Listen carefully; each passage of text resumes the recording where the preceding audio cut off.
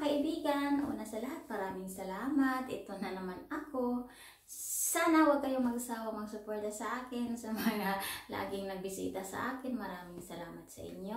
Tapos nabalikan ko naman po kayo pag nasa bahay na ako. Kasi ngayon, minsan medyo busy sa trabaho.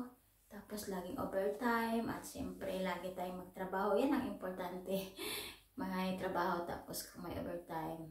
Yun, mas maraming pera pag may overtime, kaya banat sa overtime pag mayroon. Ayan. Pero yan hindi naman masyado araw-araw, minsan lang naman, weather lang din ang buhay. Kaya pag minsan, pag tahimik, ayan, masaya din para kapahinga ang ating katawan. Siyempre, kung may overtime, hataw para sa ekonomiya yan. O, ayan. Ngayon, ay i-share ko sa inyo mga kaibigan ay ang sinasabi nilang kandila na kulay green at saka yung sinasabi nilang pera daw yun. Ayun, kaya minsan dahan-dahan tayo sa pagliling natin kasi naranasan ko na humili ako ng dalawa. Umabot sa 20 ang dumating. O, diba? Sobra-sobra ang balik. Kasi, ang dumating pala. Balik tuloy. Ayan. Kaya itong aking kandila. Araw-araw ko yung sinisindihan. Basta kulay green. Tapos, 1 oras lang daw.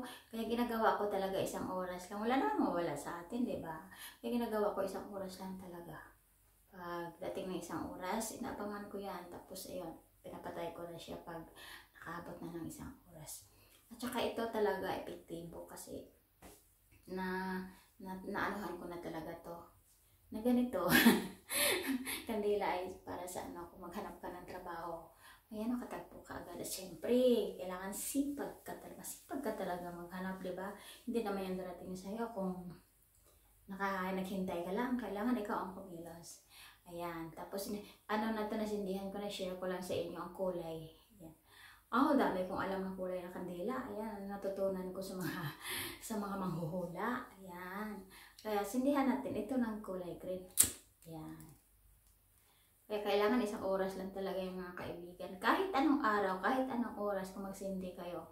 Basta 1 oras lang talaga yan siya. At saka minsan huwag yung i-blow. Kailangan patayin yung mismo sa